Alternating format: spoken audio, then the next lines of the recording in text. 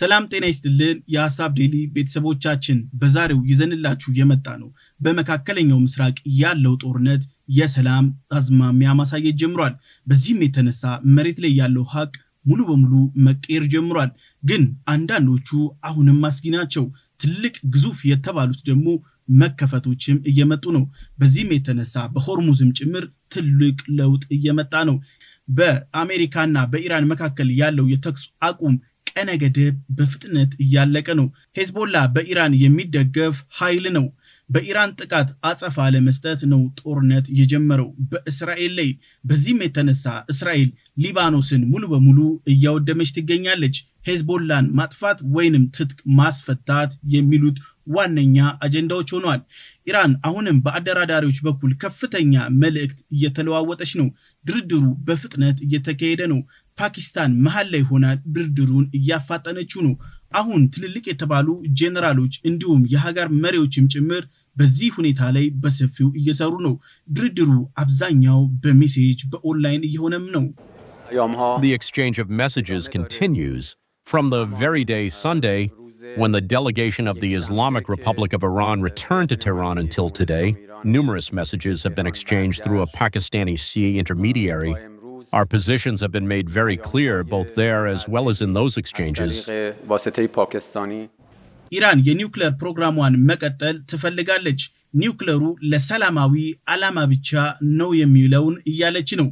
ግን በአውሮፓውያን እንዲሁም በአሜሪካ ጭምር በእስራኤል ደግሞ በጉልህ የሚጠቀሰው ኢራን የምታብላላው ኒውክሌር ለሰላማዊ ዓላማ አይደለም በሚል ነው።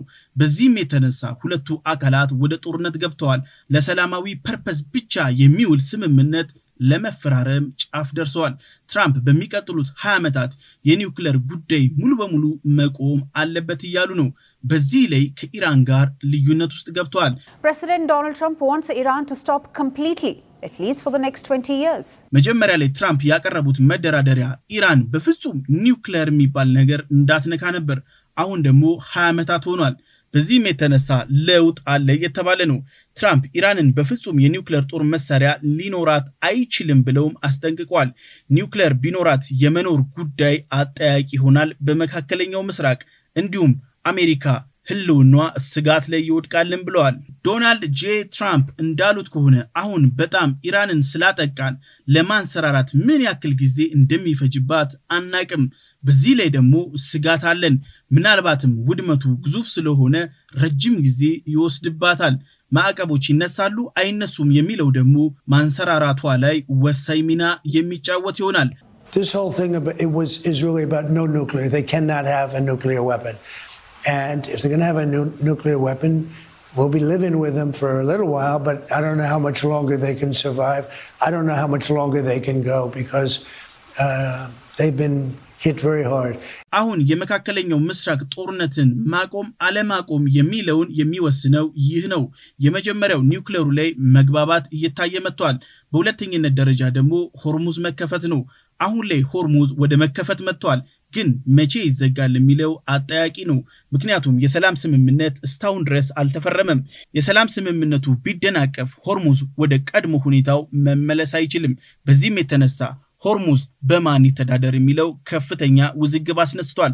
አሜሪካ በጋራ ትላለች፣ ኢራን የግሌ ነው ትላለች፣ የተቀሩት ደግሞ ዓለም አቀፍ መንገድ ነው እያሉ ነው። ጄዲ ቫንስ እንዳሉት ከሆነ ትልቅ ስምምነት ማድረግ እንፈልጋለን። ኢራን ተራ ሀገር ለመሆን ከፈቀደች እንዲሁም እኛ ለመደገፍ ዝግጁ ነን።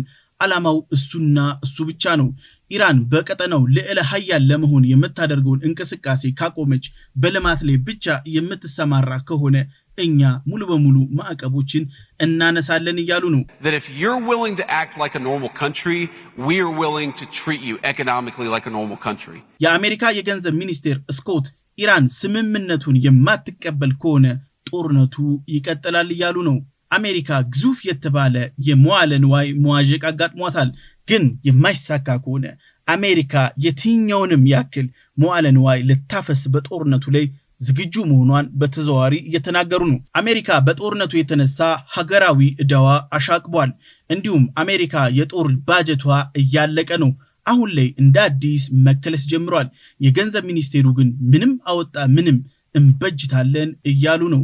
የአሜሪካው የገንዘብ ሚኒስቴር ማስጠንቀቂያ ሰጥተዋል። ለሀገራትም ለካምፓኒዎችም በፍጹም ነዳጅ እንዳትገዙ፣ ከኢራን የሚደረግ ንግድ ሳንክሽን ወይንም ማዕቀብ ያስከትላል እያሉ ነው። የኢራን ገንዘቦች በባንካችሁ ካለ አግዱ አቅቡ እያሉም ተናግረዋል። እንቅስቃሴ የሚኖር ከሆነ ከዓለም አቀፍ የፋይናንስ ስርዓትም የማግለል ስራ ይሰራል፣ ማዕቀብ በግልጽ እንጥላለን እያሉ ነው። ኢራን በቀጠናው አሸባሪዎችን ስፖንሰር የምታደርግ ነች እያሉ ነው። በዚህም የተነሳ ይህ እንቅስቃሴ በሙሉ ሽብርተኝነትን እንደ መርዳት ነው ብለው ተናግረዋል። Iran used to be the largest state sponsor of terrorism. ማርክ ሩቢዮ እንዳሉት ከሆነ የሊባኖስ ህዝብ ራሱ በሄዝቦላ ሰለባ እየሆነ ነው እያሉ ነው። ምክንያቱም ሄዝቦላ የኢራን ክንፍም ስለሆነ ነው። ዘላቂ የሰላም ስምምነት ማድረግም የግድ ነው እያሉ ነው ማርክ ሩቢዮ። እስራኤል በኢራን አሸባሪ ወኪል የሚመጣ ሮኬቶች ጥቃቶች እየተጎዳች ነው። በዚህም ግዙፍ የተባለ ስጋት ገብቷቸዋል። እስራኤላውያን መተኛት ተስኗቸዋል። ሊባኖስ ልትጠራ የግድ ነው ብሏል። And so that the people of Israel can live without fear of being struck by rocket attacks from a terrorist proxy of Iran. ሩቢዮ ለማስማማት ሩጫ ላይ ናቸው። ዋሽንግተን ስምምነቱን ለማፈራረም ወዲያ እየባዘነች ነው። የሊባኖስ ህዝብ ግራ ገብቶታል። የሰላም ስምምነቱ ተጀምሯል፣ ግን ህዝቡ ተደስቶ ሳያባራ ጦርነቱ በእስራኤል በኩል መቀጠል ጀምሯል። ሊባኖሳውያን ደስታቸውን አላጣጣሙም ቦምቡ ሲወርድ። በዚህም የተነሳ ግራ መጋባት በሰፊው ታይተዋል። በእስራኤል የሊባኖስ ጦርነት ብዙ ሲቪሊያን ተጎድተዋል። እንዲሁም የቀይ መስቀል አባላትም ጭምር ከፍተኛ ጉዳት አስተናግደዋል። ከ400,000 ህዝብ በላይም ተሰዷል። ኢንተርናል ዲስፕሌስ የሆነ በዚህም የተነሳ ሊባኖስ ግዙፍ የተባለ ቀውስ ውስጥ ገብታለች። የእስራኤሉ ጠቅላይ ሚኒስትር ቤንጃሚን ኔታንያሁ እንዳሉት ከሆነ ሁሉም ባለበት ይቀጥላል። የሰላም ስምምነቱ በዋሽንግተን ጦርነቱም በሊባኖስ ይቀጥላል እያሉ ነው። ኔታንያሁ ወደ ሊባኖስ ሲገቡ ሁለት ግብ አስቀምጠዋል። የመጀመሪያ ሄዝቦላን ትጥቅ ማስፈታት ነው። ሁለተኛው ደግሞ ዘላቂ የሰላም መተማመኛ ማግኘት።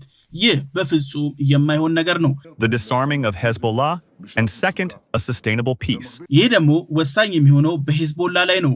አሁን እስራኤልና ሊባኖስ ሊስማሙ ይችላሉ፣ ግን ሄዝቦላን ማን ደፍሮ ትጥቅ ያስፈተዋል? ሄዝቦላህ እንደሚለው ከሆነ እስራኤል መጥፋት አለባት። በዚህም የተነሳ እንዴት ማን ያስፈታው የሚለው አጠያቂ ሆኗል። ግን እስራኤል አሁን ላይ ለሁለተኛ ጊዜ ሄዝቦላን ትጥቅ የማስፈታት ሂደት ጀምራለች። ግን ይህ ወደ ግልጽ ጦርነት አምርቷል። ሄዝቦላ በእስራኤል ትዕዛዝ ትጥቅ የሚፈታ አይደለም። በዚህም የተነሳ ምንም አይነት ለውጥ ይመጣል ተብሎ አይጠበቅም።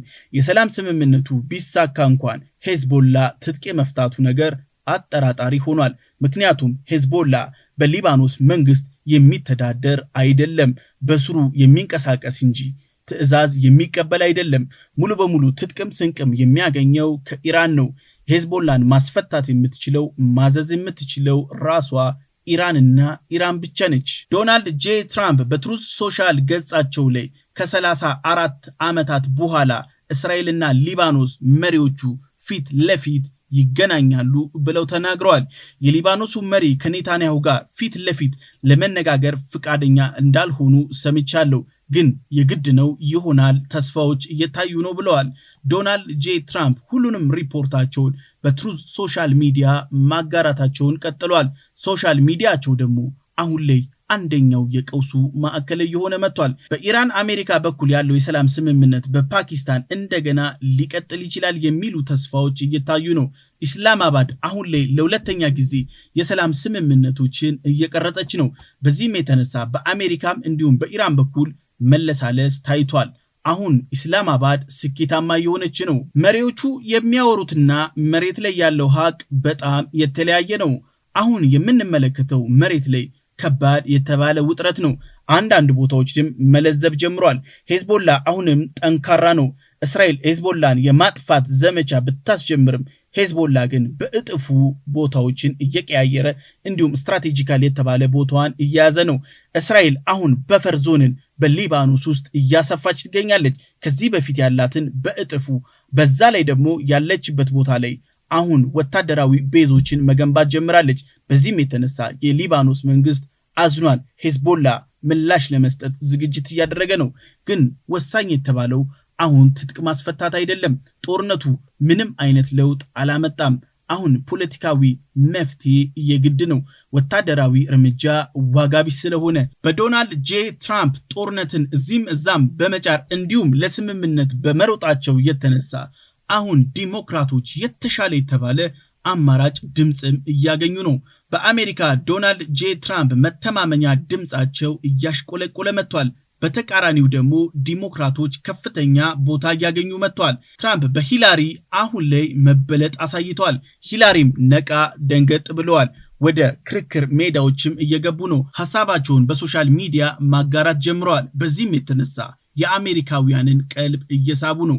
አሜሪካውያን አሁን የኑሮ ውድነት ነዳጅ ከውድም በላይ ውድ ሆኖባቸዋል። አሁን ለዲሞክራቶች መንገዶች እየተከፈቱ ነው። Recently by Hillary Clinton. She spoke about diplomacy and its challenges. She stressed that patience is key in such situations. እንግሊዝና ፈረንሳይ በቀጥታ በበይነመረብ ስብሰባ እያከናወኑ ነው። በዚህ ስብሰባ ላይ ደግሞ ከ40 ሀገራት በላይ ይሳተፋሉ ተብሎ ይጠበቃል። መርከቦች በነፃነት መተላለፍ አለባቸው እያሉ ነው። ይህ ማለት ግዙፍ ንቅናቄ እየተከናወነ ነው። አሜሪካም ሆነች ኢራን በቀጠናው ላይ ያሉትን መተላለፊያ መስመሮች እንዳይዘጉ የሚልም ሐሳብ ቀርቦበታል። አሜሪካ ከባድ የተባሉ ኪሳራዎችን በዚህ ጦርነት አስተናግዳለች። የመጀመሪያው ዓለም አቀፍ ነዳጅ ላይ ተጽዕኖ እየጨመረ መጥቷል። በከፍተኛ ደረጃ ውድም የማይገኝም ጭምር እየሆነ መጥቷል።